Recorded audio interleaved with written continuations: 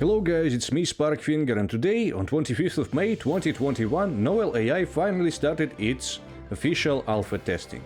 Lead developer, who goes by the name Kurumus, in Discord posted this message. Hello Novel AI community, today we officially started the closed alpha. The alpha will run for a couple of days, so stay tuned for testers sharing their experience. We distributed a lot of alpha keys today, and many of you have already received private messages with their alpha keys. If you received no key, don't worry, a larger scale beta will open not long after this. We also updated the UI a lot over the past week. We implemented theme support, as you can see below, added a huge number of AI generation settings, and we are working on theme customization, which will come soon. During the alpha we are also testing the scaling capabilities of our backend, which was also heavily worked on in the last few days. Thank you for your continued support, and we hope to share more with you soon. Now let's see the video about the new themes. As we can see, there are new settings. It's dark for the nighttime players. There's light for the daytime users who love seeing their contrast. There is bubblegum for people who appreciate stylish things, Matrix for the cool dudes, Sand for people who love to relax and read ancient texts, and everything else. And here's the message from the Discord admin. Our closed alpha test has begun. Testers are free to share their thoughts or screenshots with other users.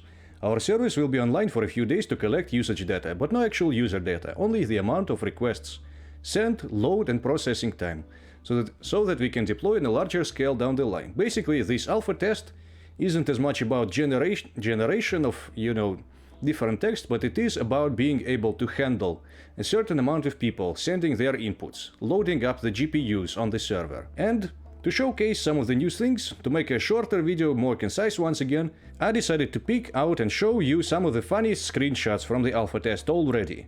I ate a pão de queijo and it tasted like it was made with a lot of herbs. It was really good. A pão de queijo? What's that? I asked, confused. It's a sort of bread made from wheat flour, and it's eaten as a snack in Portugal. The bread is made by soaking the wheat flour in water, exactly like, the special Tic Tac bread, and then kneading it into a ball shape before baking it. The dough is then steamed until it's nice and soft, and then it's baked. The result is a very light bread that's not too sweet but has a delicious taste. Great, it already knows so much about our world. Oh, here's a funny one.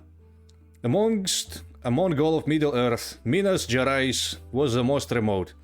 It lay in the northwest of the land of men, between the Misty Mountains and the Grey Flood River. I guess it's located in the South America, right?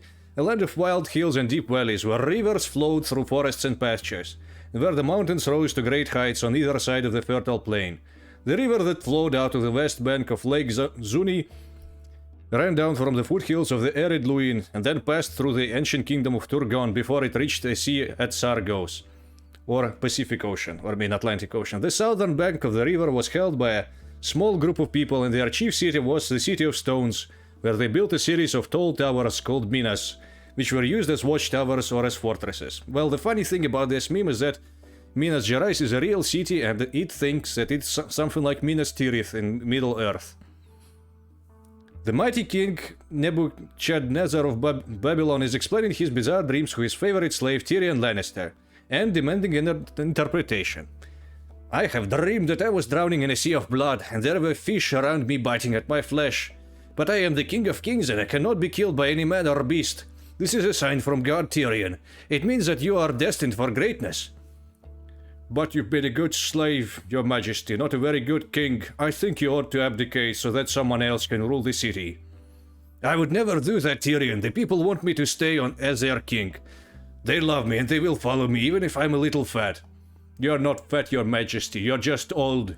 No, I am not, the king growls. I'm fat. Unconventional things to do with your cat. Train him in the art of love. Serve him chocolate. Get him drunk and throw him in the bed for hours. For everyone who loves playing AI Dungeon. That's a great one. In a shocking finding, scientists have discovered a herd of unicorns living in a remote, previously unexplored valley in the Andes Mountains.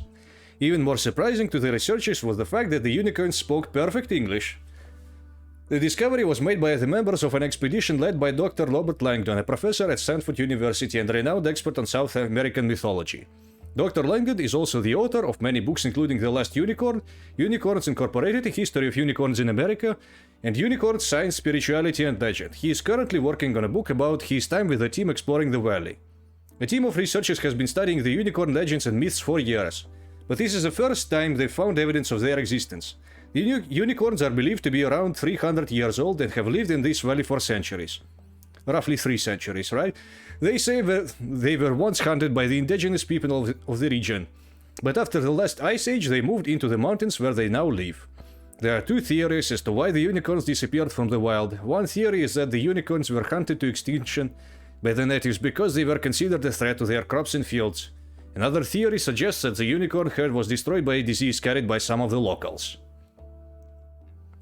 Oh, here's a really great one. Someone tried to see what kind of Bible the novel AI can write. They took a passage from the Epistle of James and just put it in, see how it can continue. Let no one say when he is tempted, I am being tempted by God, for God cannot be tempted with evil, and he himself tempts no one. But each person is tempted when he is lured and enticed by his own desire. Then desire, when it has conceived, gives birth to sin, and sin, when it is fully grown, brings forth death. You know, just like when you turn into a Sith. And then it incorrectly labeled it's from the Epistle of James, not from the first book of John. For the devil, however, temptation does not come in earnest, but merely to test the man's spirit that he may discover what he is made of. And some more wrong attribution to wrong books. Be very careful before you decide to do anything else. If you do, you will regret it, and if you regret it, you will always remember it. The devil finds many opportunities to tempt people. He wants us to doubt our decision to follow Jesus, so he tries to convince us that we should stay away from him. He tells us that we can't believe in God, so we are just a sinner who needs to be saved, or that we are going to hell. He offers us money, fame, power, sex, or even a chance to become a Christian. Well, there we went off the rails a bit. Oh gosh, I'm so sorry. Point of view, you have no alpha key and you look at testers' screenshots. Just like we all do now, don't we? If you're not even beta testers, you're just a bunch of nobodies who couldn't even get the alpha key. I think it's obvious that you don't want to work on this game. You're just a bunch of nobodies with no one to fight. Your life is worthless, you're nobody, you're nothing, you're going to die. You got no future, you're so unimportant, you're pathetic, you're weak, you're insignificant, and you're worthless. That's how many of us feel right now, yours truly including.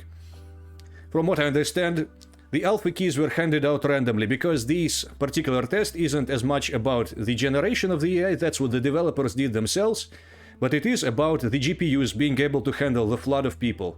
So a very certain amount of people were chosen randomly just to test how much people the GPUs, the server, can handle. Okay, and there we are, once again back to the front. We've done 7 funny memes, and on this I'm going to finish this video.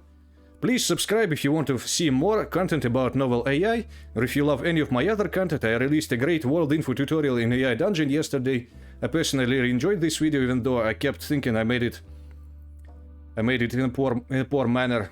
But, so yeah, please subscribe if you like the content, if you want to see more about novel AI. Until then, until the next video, Sparkfinger out. See you tomorrow.